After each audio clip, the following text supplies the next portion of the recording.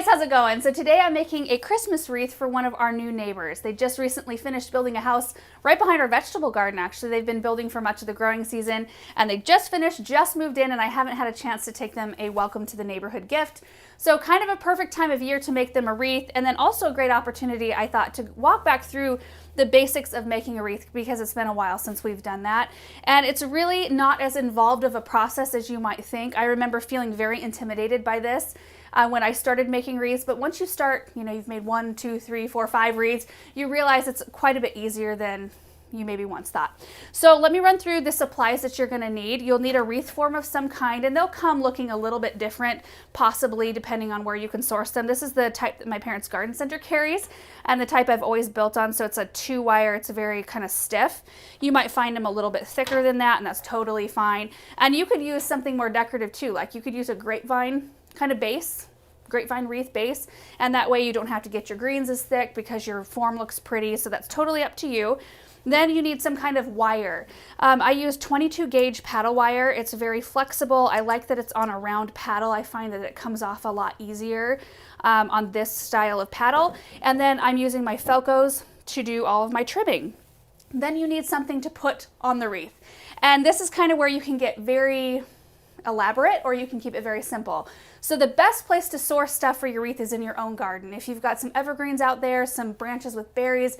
We just did a video, in fact, featuring 11 categories of plants that have berries on them. So if you haven't seen that, check that out, because if you can start planting things in your garden with some of these kind of off-season projects in mind, it's really fun to be able to go out and gather from your own space. You can also check with your local garden center. If you have one that stays open year-round, oftentimes they're the type that are carrying Christmas trees and wreaths, and they'll have a source. That's where I sourced all of this stuff. I ordered this through my parents' garden center, and I've got a mixture. I've got some noble fir tips right here. Beautiful, they smell amazing. I've got princess pine, which is a really flexible, really elegant looking addition, I think, texture-wise. Then we've got incense cedar. This has always been a favorite of mine because of the little texture on the end, the little yellow, I don't know if those are seed pods or what they are, but they're beautiful. And then also some variegated holly that has berries on it. You can also check with your local florist if your garden center doesn't carry them. I know ours here in our town, I order magnolia leaves and eucalyptus through them if I need them for a specific project. So that's basically all you need, or just these 3 things here, and then whatever you want to build your wreath out of. What I'll do is I'll get the wreath started, and then the whole construction process is pretty much the same, and then we'll stop before I get ready to end it. I think that's where the most questions kind of arise. But what you'll do is you'll take your paddle wire and you'll attach it to your wreath form, and you want to make sure that it is good and tight. So I will try not to shake the table too much. I didn't realize it was so shaky. And I'm just going to wrap this around a bunch of times so that we don't have any chance of it coming off.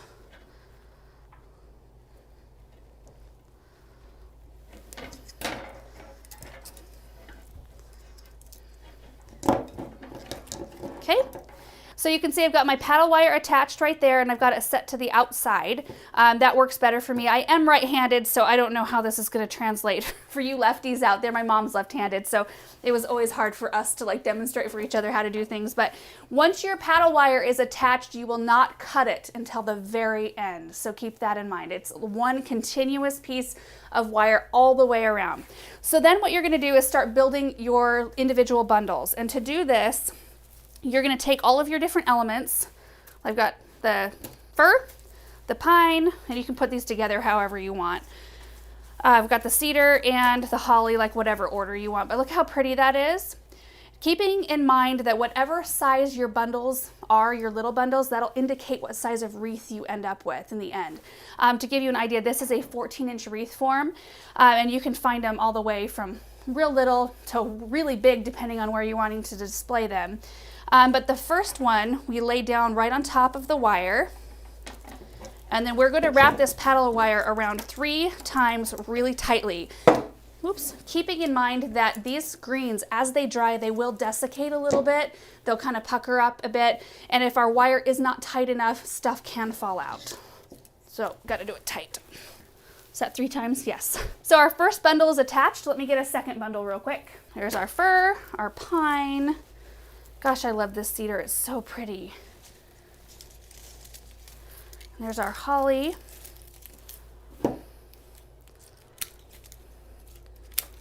So now with this second bundle, I'm going to overlap it over this first bundle, but I'm going to face it slightly outward.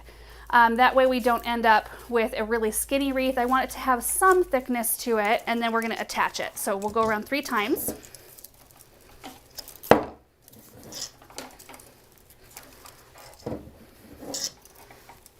Like that. And then I'll show you the third bundle, and then it's basically just a repeat of everything I just did. So we've got our pine, cedar. I want some berries on this piece. And then our third bundle will be faced slightly inward, still overlapping that second bundle.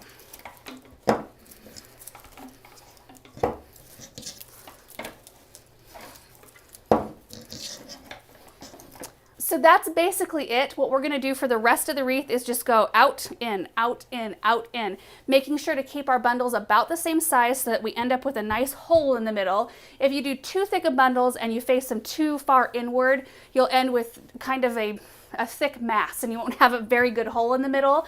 So just keep that in mind. And once we get to the end, we'll stop and I'll show you how to end it up.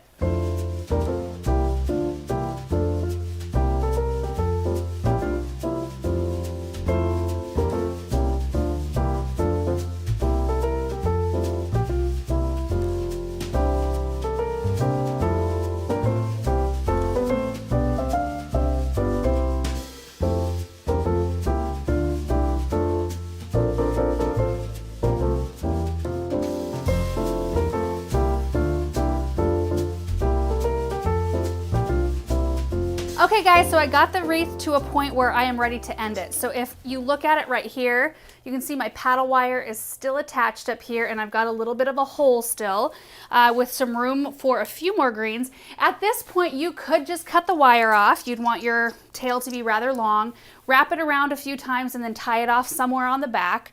And then you could put a big old bow right there, or you could put your wreath hanger right there and then a bow just to kind of hide that little gap. And a lot of people do it that way because it's a little less effort. But if you're wanting just a complete look for your wreath, this part is a little, like it takes maybe a few more minutes than the rest of the bundles that you've done, but I usually just find a bigger, like puffier piece of evergreen, whatever variety you're using, and I start just kind of weaving them in. Like you can see, here's my first bundle. Pardon the sap on my hands. And this is my last bundle I just put on. So I'm gonna weave this piece in right there to kind of bridge that gap, and we're going to attach it with wire. So we're basically just going to start attaching individual pieces to this section until we like the way it looks. So let's just do that a few times. It won't take much because see how much that one piece just filled in. So we'll need another one up here and then maybe some decorative stuff up top. And then you can also use hot glue. I do have my hot glue gun all revved up. There is no shame in popping little pieces here or there with a little bit of hot glue if you have a hole, or you just want a little bit more like berry interest somewhere that you maybe missed, or if you want to fix the ending. So let's see how far I can get this one. Okay, another puffy piece. I'm going to weave that one right on this side. Yeah, that looks really good. And I'm going to go ahead and add a piece of pine to this too, so that we've got the same textures throughout, and a piece of cedar. Right there. Okay, and then my wire is still attached, and I'm going to just weave this one in and around the branches.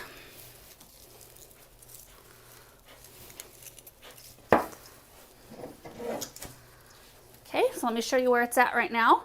So I've done the first little piece, and then I did my second little bundle there. And now I am missing holly, and then I do want a little bit more puff kind of up toward the top area here to kind of bring it level with the rest.